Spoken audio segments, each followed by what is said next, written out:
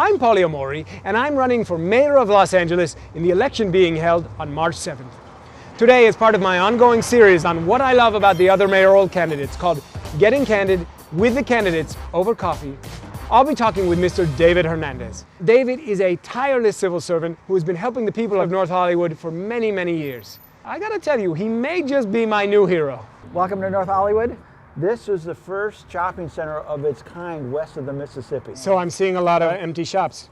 It's called the Blighted City Syndrome. When the broken window begins and then the graffiti, instead of addressing the issue, it's allowed to foster. If you were politically connected, if you were a developer, it was a gold mine. And that's what happened to most of the businesses there, is a developer came in and said, okay, we're going to pay you so much for your business. And then one by one, they started emptying out this area. Let's continue. I want to see more of the neighborhood.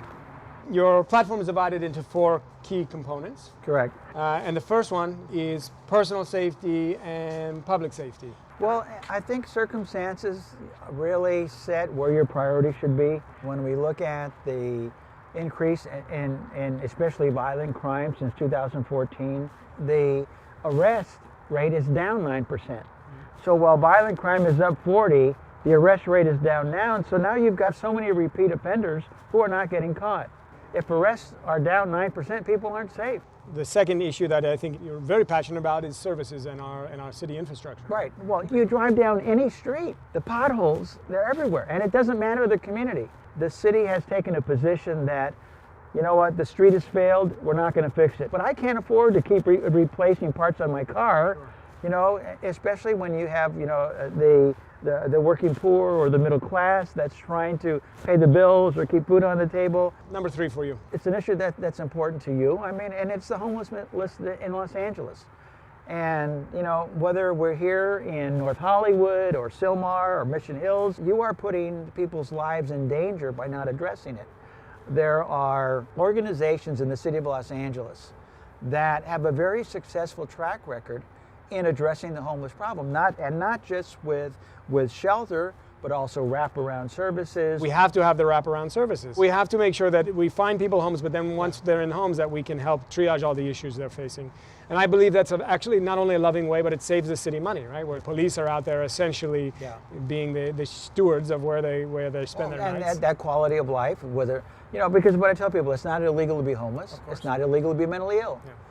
But if you're homeless, you still have to conform to the community that you're in. Of course. To whatever extent you can. So one of the issues that I've identified as something that's important to our campaign is the runaway film industry. Hollywood. Productions are fleeing Los Angeles in droves to go to other states and other countries that offer much higher and better tax incentives. Right. Do you feel like that's an important issue for our local economy? All of these businesses that are empty, you know, there were people that, whether they were grips, whether they were doing the lighting, whether makeup, there's so many related industries. Of course. And so when one considers the amount of revenue, the amount of jobs that is related to that, it has to be paramount. We have to look at how the businesses are treated, how they're encouraged, and is LA really business friendly? This is an interesting election in Los Angeles. There's an election? Yeah, exactly. Nobody knows. We just went through a horrific election season. So I don't know if that's more of a fatigue or denial that we don't want to hear about it. Los Angeles has almost 2 million registered voters. The current mayor was elected with 222,000 votes. But they don't make it easy on voters. I mean, let's be honest here. It's very hard for people like you and I who are not endorsed by newspapers. People don't even know about the choices that are out there. That's why we're doing this series to But it's designed that way. The last thing you want are angry, informed people at the polls. This is what I'm talking about. They want us, they don't want people to show up. They've succeeded in doing that. Yeah. But that's kind of like why we're both running. Absolutely. The power still rests with the people should they choose to exercise it. What do you think of my approach? You're running against a mayor who 1,600,000 people did not vote for.